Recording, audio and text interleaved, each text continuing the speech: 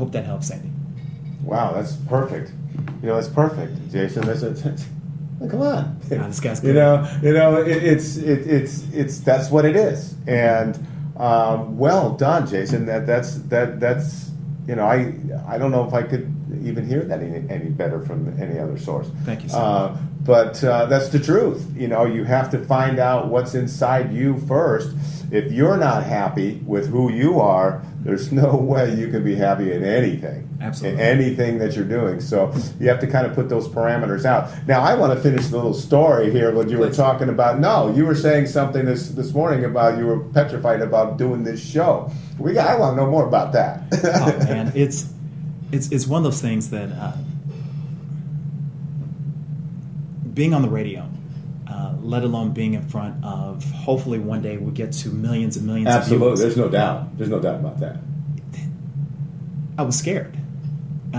There's so many thoughts that run through your mind, and that's why I have such a deep appreciation for people when they open up. Even Sandy with the Facebook question, or anybody else who might call in. You get scared about putting out your stuff, right? And because you're always wondering how somebody else on the other end is going to receive it. Right. If I ask the question about my boyfriend, and very courageous of you, Sandy, or if I sit here for an hour and I talk about my stuff, yeah, I know how it sounds to me, but how's it sounding to other people? Right. Are they going to accept it? Are they going to reject it? And let's be for real, folks, rejection is tough. I mean, because let's get back to Sandy. Part of Sandy's dilemma that I get, and again, would love to hear more from you, Sandy, via Facebook or even call in, is what's going to be the repercussions? Is this going to be a positive step for me if I step outside this relationship? Mm-hmm. Is this going to be a negative step for me if I step outside this relationship? Because one way or the other, I know my comfort zone. Right. And sometimes stepping outside the comfort zone can be incredibly tough. And it takes a Bob or it takes a Teresa to reach you outside the comfort zone and say, come on board. Give me that hook. Come on board. We're getting them in here. Absolutely. I got to be honest with you too. When this was first brought to my attention that Bob, you're gonna be a host, mm-hmm. I went, yeah, right. Sure, I'm gonna jump right on that. But I wasn't sure if this is something that I would be good at or something that I want to do. But I got to tell you, Teresa did the same thing to me as well. It says, no, Bob, you're going to go in there and you're just going to do it. You're going to have fun and get with it. And we have all the support here, wonderful support staff here at iWatch Radio. They're just all great people. And I got to tell you, I was, Jason, I mean, it's a same thing here, and I'm being honest with you. I was petrified. I can't believe that. I might have looked like I was just sitting real still, but I can tell you my feet were shaking. You can't see them, but man, they were shaking. But after I got over that, the initial, this is, nobody, came up and hit me in the head or said bad things, and I got a lot of encouragement, and I got to tell you, what a blast. Now there's a whole new possibility of things opening up because I took that first step. Absolutely. Jason, you took that first step. Absolutely. And that's all you have to do. You don't have to jump into the Ferrari and go onto the racetrack. Mm-hmm. Just put on the racing shoes. And take a step out the door. One step, and you'll be surprised. How easier it becomes. I mean, how you feeling right now, Jason? You feeling good? Is he looking good or what? I'm having a blast. I'll tell you, you hit it right on the head because that's what giving you back to you is about. It's about a series of steps. Please understand, we're not going to solve the world. We're not going to solve the world's problems in 1 hour. Okay, I'll give you 2. Maybe 2 hours, maybe 3 hours. Okay, lunch. I would ask you, though, if you do call in, if you do send us submit Facebook questions, whatever the case might be, please understand that in this conversation, it's not a one-off conversation. Keep calling in. Keep sending us Facebook questions because as I develop, as you develop, we develop together in this overall conversation. But I'm just asking you to take that step. I'm not going to let you fail.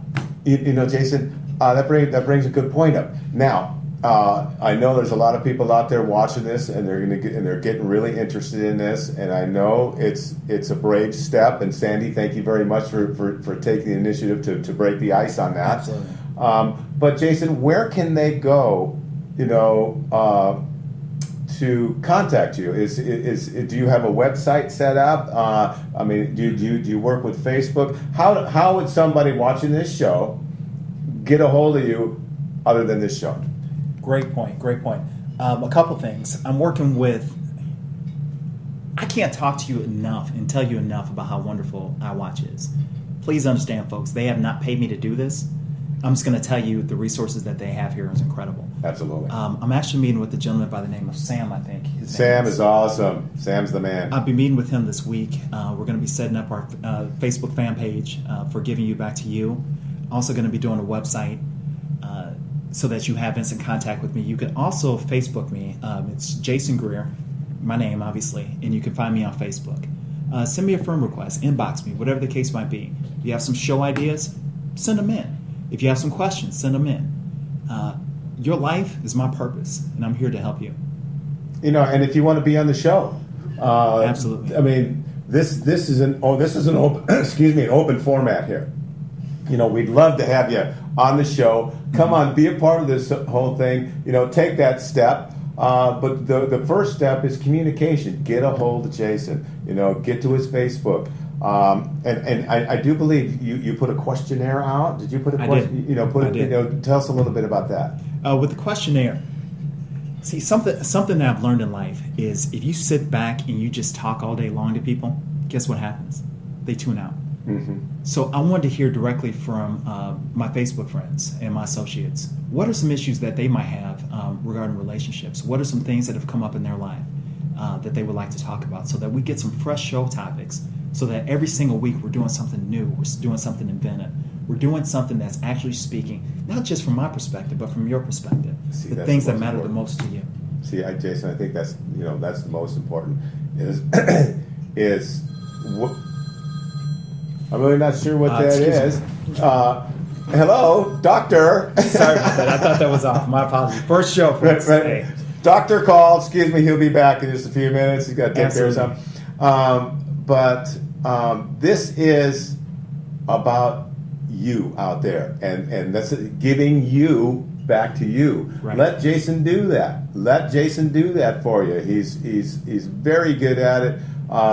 Gentleman, he just has it. He has God's gift right here, and God is now showing a different way for Jason to help individuals. When I first met Jason, this is the guy. This is it. You have it. I appreciate it. You have that. God has blessed you with that ability, and now He's giving you the opportunity to really take that another step and make it turn into fruition. And out there, He's here for you. And God puts, and the universe puts people in their place. At the right times.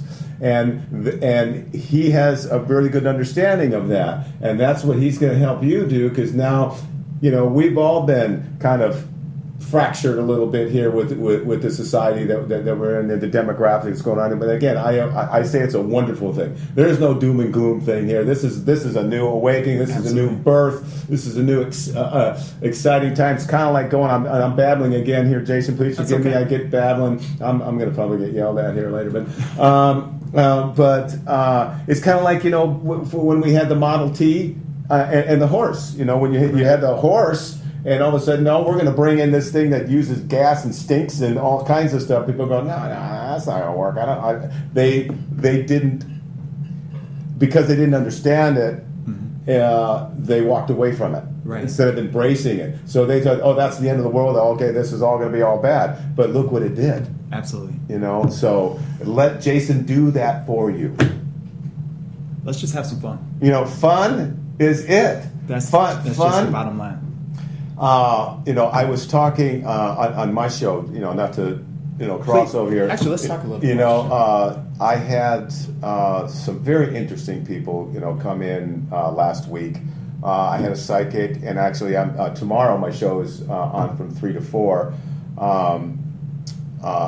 Jean Walters is going to be on. She's been on several times, and these people, let me tell you, Jason, just like yourself, they have their thumb is on the pulse. Mm-hmm. They know what's going on, and that's pretty much, what they're saying right now. This is a time, to go back to being a kid. Think about how you were when you were, when you were a kid. As like you mentioned earlier today, it's like when you were in first grade, you want to be an astronaut. Oh yeah, right. Everybody. There was no fear. There was no I can't, or you shouldn't, and go back to that. Is that good advice there, Jason? That's great advice. But there are a series of steps that I think people have to go through before they can actually be a kid. Yesterday I was with my son Trevor. Love my son to death. Love all my kids. Mitchell, Trevor, Jada, and Jaden. Love you. Daddy says hi. Awesome. And we're at practice and surrounded by parents. We're all sitting in the bleachers watching our kids out there, and we're cheering them on. And you have some of those parents who are hoping that their kids are going to be the next NFL superstar. And their kid's going to be the next. What are some of the next big musician or the next big whatever. But we're constantly telling our kids to follow their dreams, right? We're constantly telling our kids that you can do it. Daddy believes in you. Mama believes in you. You got to believe in yourself. But unfortunately, we're not doing that with ourselves. Right? It's almost like we're sending this mixed message that enjoy your time as a kid because that's the fun. Yes. Then one day you're going to become an adult, and that's when life really sucks. Right. You're going to have your mortgage. Watch this. You're going to have your mortgage. You're going to have your car payment. You're going to have credit card bills. Oh. Stay out of credit card debt, folks. It's nothing nice, right? Right. No. Yeah. All these things laid at the table, and it's just a series of strife after strife after strife after strife. And all of a sudden we have people saying, it's time to be a kid. But so often it's hard to imagine being a kid when being an adult has sucked, right? Yep. But doesn't that come right back to the core message of giving you back to you? Exactly. That you can't be for someone else that you're not willing to be for yourself. And if you're not willing to be this for yourself, guess what's going to happen? You're going to be stuck in that same rut, doing the same thing time and time again. So, one statement that I get tired of hearing I can't wait. I think people misquote Albert Einstein when they say the definition of insanity is doing the same thing time after time after time. And expecting different results. And expecting different results. He didn't exactly say it like that, folks, for the record, right? But it still rings true. We live in this society, and I'm going to get right back to the ladies. Ladies, you live in this society in which you have all these different models of beauty. And 9 out of 10 times, those models of beauty don't look like you, right? You have all these examples of what you're not. And after a period of time, you begin to think, well, I'm not good enough, right?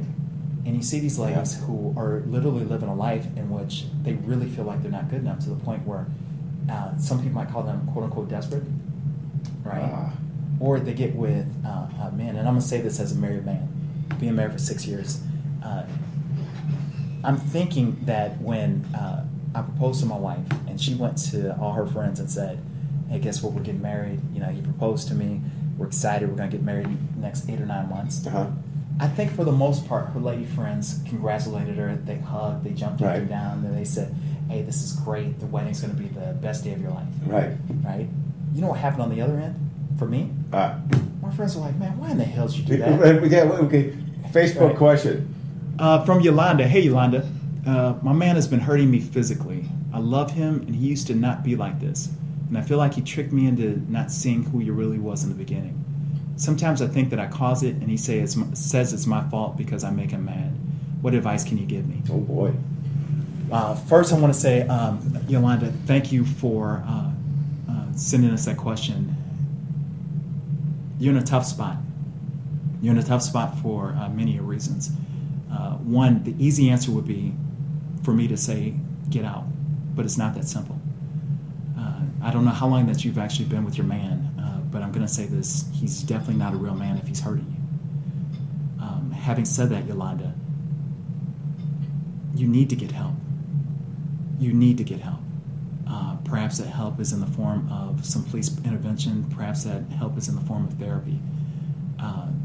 Because I imagine he's not only hurting you physically, he's also hurting you emotionally. And if he's hurting you emotionally, you're in a bad state. Yolanda, this is the time that you're going to have to really, really step out and ask for some help, as you're doing and even calling here. Yes. He tricked you. He tricked you. men or women, they